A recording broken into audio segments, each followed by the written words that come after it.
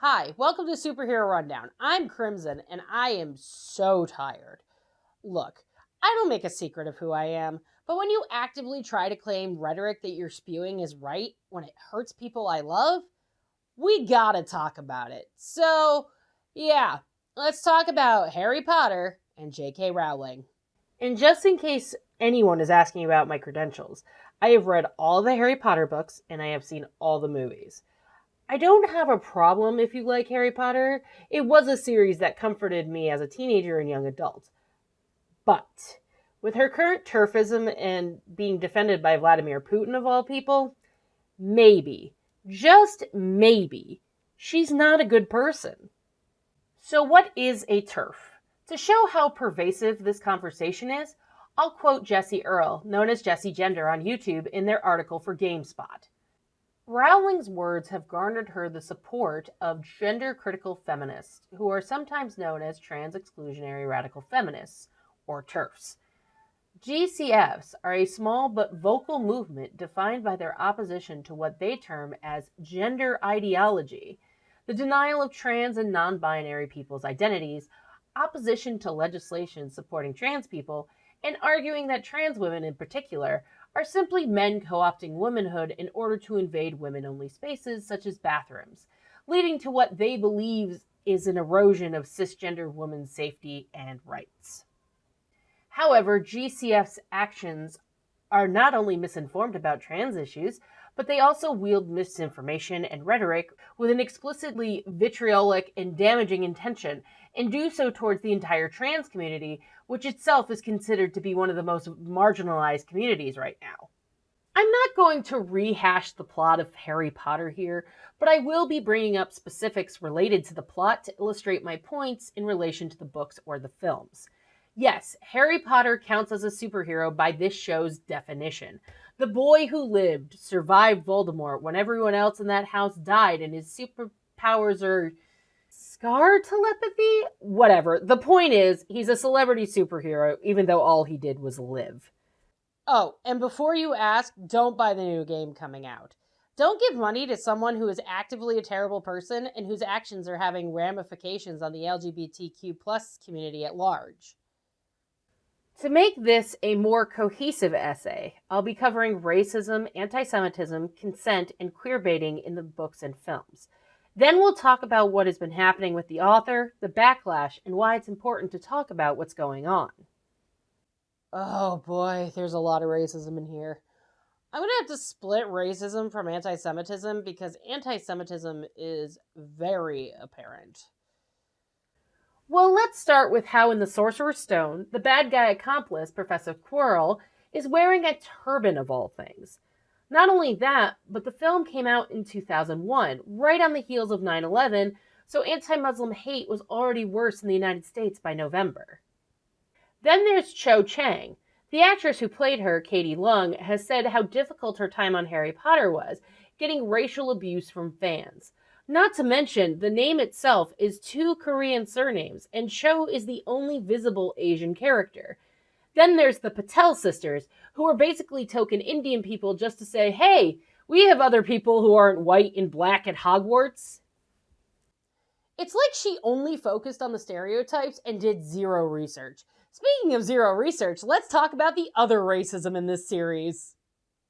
In 2016, she was accused of racism and cultural appropriation.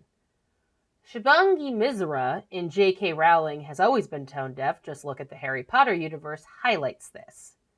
Proving that time was never really the issue, Rowling was also accused of racism in her 2016 Pottermore essays about the history of magic in North America.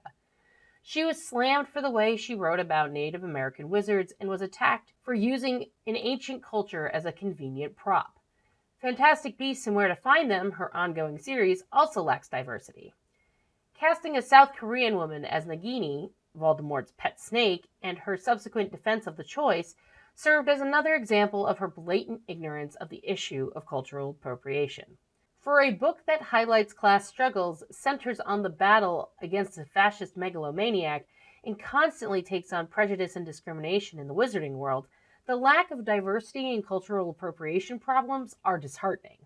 There's much more to this, and this is only the tip of the iceberg. But let's talk about the Black Hermione thing. Now, if there was context for Hermione being black from the beginning, that would be one thing. But Rowling retroactively said this when Harry Potter and the Cursed Child was announced. What can I say but yikes? Princess Weeks illustrates this in her article, The Harry Potter Series Makes a Mess of Its Commentary on Racism. When Cursed Child was announced and Noma Dumezwini, a black actress, was cast as Hermione, J.K. Rowling came out and said that Hermione could be anyone of any race. Well, no, she couldn't. I don't mean this in the fan art fan theory sense, where you could say that Hermione is not described explicitly as white because of such and such in the books. I'm talking about in canon. Hermione is not written to be a person of color, because if she were, then suddenly we'd have to have a real discussion about actual racism, and not just made-up allegories regarding goblins and elves. If Hermione were a non-white child from a non-magical family, thrust into a world in which she has to deal with a whole new world of prejudice that would show up in the way that character was constructed. Being called a mudblood wouldn't be an insult she would just brush off, because it would be yet another racial slur that would impact her life, having grown up in a minority in one white space and then being transferred into another that has a whole new set of discriminatory ideology. Not to mention that muggles or non-magical people are looked down on by the whole of wizardry, not just the evil ones. Even the good ones look down on them. And as Weeks explains further, what I find so funny about even writing this is that it proves, furthermore, why these world-building scenarios don't work when trying to talk about racism, because racism doesn't exist in a vacuum. It exists within culture, history, and social issues. And you can't just take our world, put pretend bigotry on top of it, and actually think it holds up to even the most basic breakdown of how racism actually works. Then there's the house elves. Noah Berlatsky illustrates this in his article, Harry Potter and the Contradictions About Racial Justice. The house elves, for example, become substantially more offensive the more closely their servitude is associated with chattel slavery. The elves love being enslaved. They are presented as being magical, real-life versions of the black servants in Gone with the Wind, who are bitterly opposed to freedom. Hermione is treated as being silly or misguided for wanting to free them. And if she's black, that means that the whole scenario reads as a queasy parody of black liberation struggles. Be quiet with your elf lives matter, Hermione. Your people just want to be servants. Talking about racism is always complicated, but when you know that the house elves are supposed to be happy about their status, it's really fucking gross. Yes, in case you didn't know, anti-Semitism is bad, so don't do it. But that didn't stop Rowling from making the goblins at Gringotts Jewish allegories. The fuck's wrong with you, Joanne? Let's start with Bill Weasley. He is a curse breaker for Gringotts Bank. The job is going around the world so he can undo curses of various valuable artifacts so that the bank can collect them for profit. Soliha Iqbal goes further and explains. He explores dangerous ancient lands, finds valuable items, breaks the curses placed upon them to prevent theft in the first place, and then brings them home to England, which to me seems like a cleaned-up, romanticized modern-day version of British imperialists pillaging Eastern land they've colonized and sending artifacts back to the British Museum. Well, that's not that bad, I hear you furiously typing into the comments I won't be reading. No, it is that bad. Gringotts goblins are Jewish allegories. Whether intentional or not, J.K. Rowling made them with hooked noses and only caring about money. And there are examples of this. The goblin that betrays Harry when he goes to Gringotts to destroy the magical MacGuffin soul piece of Voldemort. It's read as, though Harry saved his life, he has no loyalty other than money. Yikes. The wizarding world views them with suspicion, much like Germans did in the wake of the 1920s and 1930s. The Star of David is on the floor of the bank as well. As Danny DiPlacido explains in the Harry Potter Anti-Semitism Controversy Explained, moneylending and banking is not a fantasy thing that goblins usually do. Typically, in fantasy fiction, goblins are depicted as cruel, grabby, and untrustworthy, the type of creatures to join orcs in battles against the forces of good, to stab an adventurer with a rusty dagger and steal their valuables. But minting coins and moneylending? That's all Rowling. I can't believe I even have to say this. Harry Potter also has a problem with women and consent. Let's start with Aisling Walsh's quote in The Mary Sue. Gender roles are so firmly drawn in Harry Potter's world that witches as powerful as Ginny and Hermione could only be interested in love potions when they go into the Weasleys' trick shop. The Order of the Phoenix has only 3 women members, and they are never seen making decisions, with Molly Weasley portrayed as little more than a surrogate mother. On the other end of the spectrum is the universally reviled Bellatrix Lestrange.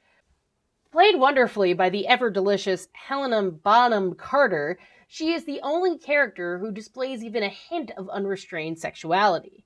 For this and her obsessive devotion to Lord Voldemort, she is portrayed as little more than a demented criminal. So why is that important? Well, consent in the Harry Potter universe is also severely lacking, and not just because no one seems to talk about sexual assault. For example, there's the Slughorn Party in Half-Blood Prince. Emma Christenberry illustrates this in Consent in Harry Potter, or the Lack Thereof.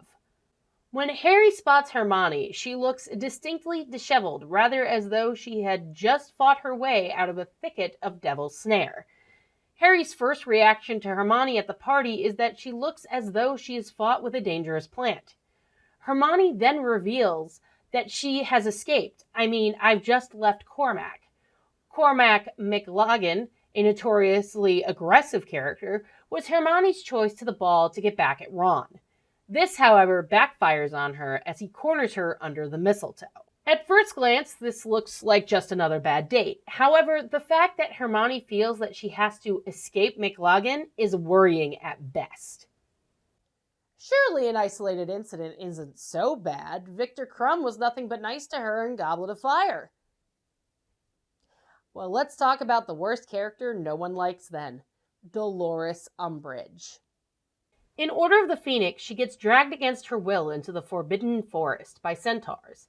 And though we don't know exactly what happened, we can be sure it was non-consensual, as her unusually neat mousy hair was very untidy, and there were bits of twig and leaf in it, but otherwise she seemed to be quite unscathed. That being said, she obviously suffered psychologically, as the book continues. Since she had returned to the castle, she had not, as far as any of them knew, uttered a single word. I don't know about you, but she was dragged into the Forbidden Forest and doesn't say anything when she comes back. That's worrying at best, sexual assault at worst. There are women in Harry Potter, yes, but they are either Hermione, who doesn't even have a book named after her despite doing 85% of the work, and Bellatrix, who's a good villain but doesn't get to be a featured villain in any of the books. She's shoved to the sidelines whenever Voldemort is around. There's still more. Queerbaiting. Queerbaiting is the act of attracting a queer or ally audience with the suggestion of relationships or characters that appeal to them, while at the same time attempting to avoid displeasing other consumers. And Rowling does that a lot. Let's start with Albus Dumbledore. In Harry Potter and the History of Queerbaiting by Ellen Ricks, she explains why queerbaiting is bad. It's a trick to get us to watch, to read, to buy, and it's insulting.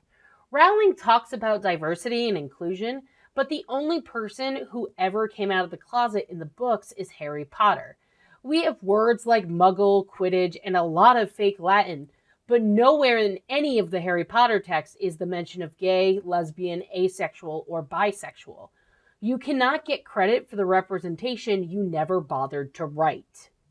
Rowling revealing that Dumbledore was gay was really cool because of how groundbreaking it would be to put any queer character in a children's book. Too bad it came after the final book was published and Dumbledore was already dead. Bury your gays indeed. Besides, if he was gay, way to write the stereotype of the elderly gay guy who was repressed and died alone. Yikes. On bikes.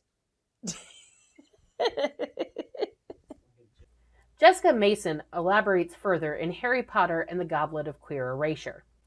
It's not enough that some people will know that Dumbledore is gay because they researched it. Just like some people know that Captain America is more than friends with Bucky. Sadly, audiences must be shown and told many times before they accept a character as queer. We've faced enough arguments over subtext to know this is true. Why does it always have to be about friendship or ideals? Why must same-sex relationships be whitewashed under the guise of they've been in the trenches together? Platonic love is great and important, but queer fans aren't asking that platonic relationships be ignored, only that queer ones be allowed to exist. Not to mention that in the Fantastic Beasts series, you could have shown a gay relationship in those movies. Maybe his lover died, and that's why he's never had another relationship since becoming headmaster at Hogwarts. Maybe he was in love with one of the teachers, but couldn't continue a relationship with them once he became headmaster. I could understand something like that for him dying alone, but to not even show a kiss, or a hug, or hand-holding, which every straight person knows is the most lewd of gestures, between him and another male character? Fuck out of here! So should we separate the artist from the art? In this case, yes. I know I covered Gal Gadot's beliefs in my video, The Problematic Casting of Gal Gadot, but being Wonder Woman is bigger than her. It's William Moulton Marston who created her. It's bigger than any one person. She's part of the DC Trinity, but Gal Gadot can't really stain that legacy by herself as long as people who have played, have written, or have drawn Wonder Woman still exist. You can't separate the art from J.K. Rowling. She wrote Harry Potter. She created the world. Unfortunately for us, Harry Potter is not bigger than her. You can separate the actors from their characters, but not when the world is created by an author. Aisling Walsh goes further and expounds on this idea. The argument that we should be able to separate art from the artist and not let the actions of the latter dictate our judgment of the former has been increasingly challenged as our tolerance for acts of violence and expressions of hatred by once-loved artists and creators dissipates. When it comes to Harry Potter author J.K. Rowling's most recent anti-trans tweets, trans women, Potter fans, and Potter actors, including Emma Watson and Daniel Radcliffe, have condemned Rowling's latest attacks against the trans community and called the beloved children's author's increasing alignment with the UK's vitriolic TERF brigade a betrayal of her fans. What can we do? Don't buy Hogwarts Legacy. Stop giving her money. You can enjoy the books, but don't give her money. I'm not saying loving Harry Potter is wrong, but when the author is actively hurting people with their rhetoric, maybe we should take a long look at what others are upset about. Princess Weeks elaborates on this idea in yes, we may need to give up Harry Potter. Spending money on the franchise in any way, or even contributing to its popularity through fandom, is contributing to what she's using that support to do. Up until recently, her books were elevated as examples of anti-discriminatory texts, and now she is actively engaging in spreading information that is harmful and discriminatory to transgender people under the guise of trying to protect cis women. Kurtika Sharad also shares her insight into the J.K. Rowling nonsense, implying that one's experiences as a woman would be erased if one acknowledged that trans women are just as real as cisgender women, and even face heightened levels of structural violence is to embody the main idea of the violent TERF phenomenon. Those who subscribe to the ideas of trans exclusionary radical feminism often project their transphobia upon trans women, believing that they are able to tap into the privilege of cis men and that cis women are actually the most vulnerable minority in society. All evidence points to the contrary, as statistically, trans women, in particular Black trans women, become victims of sexual assault, harassment, and hate crimes at disproportionately higher rates than cis women, especially cis white women. Naturally, the backlash against Rowling has been severe, with Harry Potter cast members and fans boldly speaking out against her.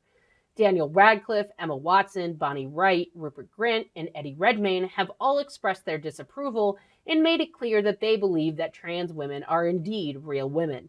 Some fans have sworn to never read another Harry Potter book again, while others have stated that they will continue to read the books and enjoy the films, but they will distance themselves from Rowling by focusing their support on fan-made creations.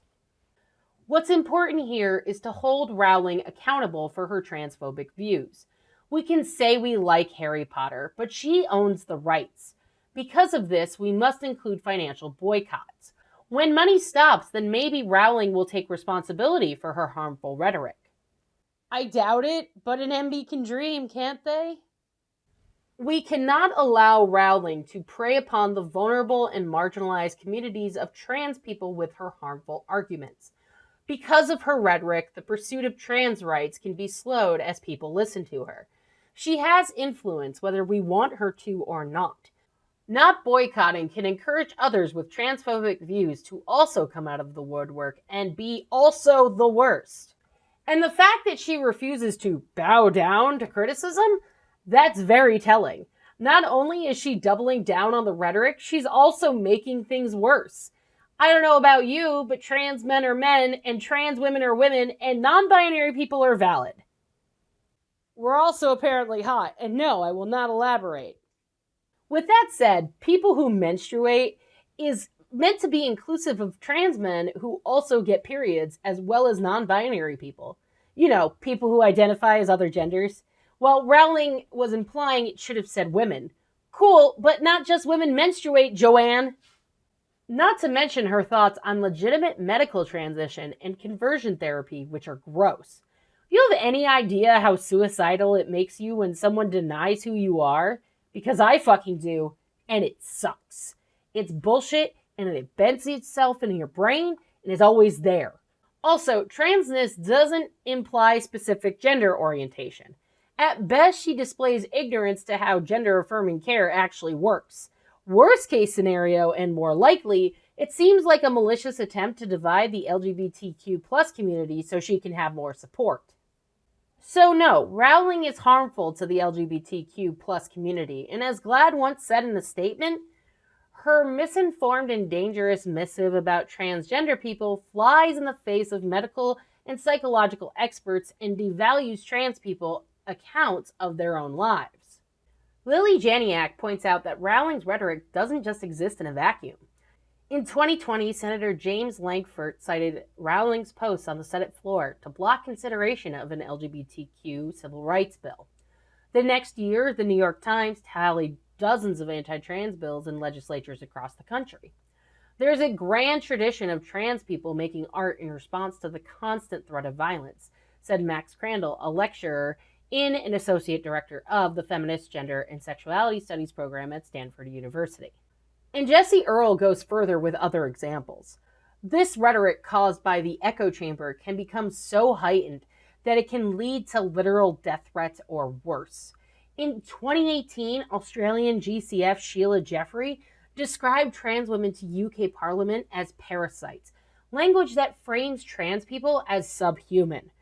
One of the UK's most prominent gender-critical voices, Kelly J. Keane-Minshaw, who goes by the alias Posey Parker, called for men with guns to enter women's bathrooms to protect cisgender women from trans people. One gender-critical feminist who was platformed by the BBC, Lily Cade, even went on to call for the lynching of all trans women. The stakes for GCFs have been made so high that they will lash out at anything that appears to support trans people, regardless of the collateral damage that may hurt broader women and LGBTQ rights as well. I'm so fucking tired of this woman. I liked Harry Potter. Hell, my partner at the time that Deathly Hallows came out went and stood in line at Borders for the book.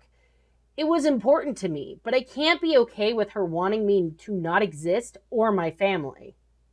So, fuck Harry Potter and fuck Joanne. I have much more important things to cherish in my life. Isn't that right, sweet kitten? You're so good. Fight, fight, and fight again, just like Dumbledore told Harry in Half-Blood Prince. Let's educate and fight for our right to exist. Let's keep the evil at bay.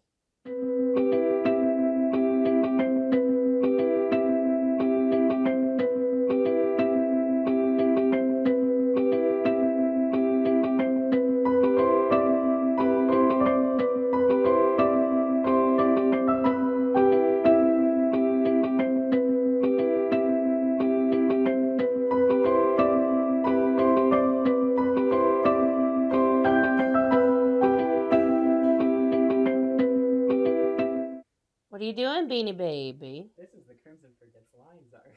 Yes. Or forgets words. He's a Beanie Baby. Okay. I could understand something like him dying. I could understand something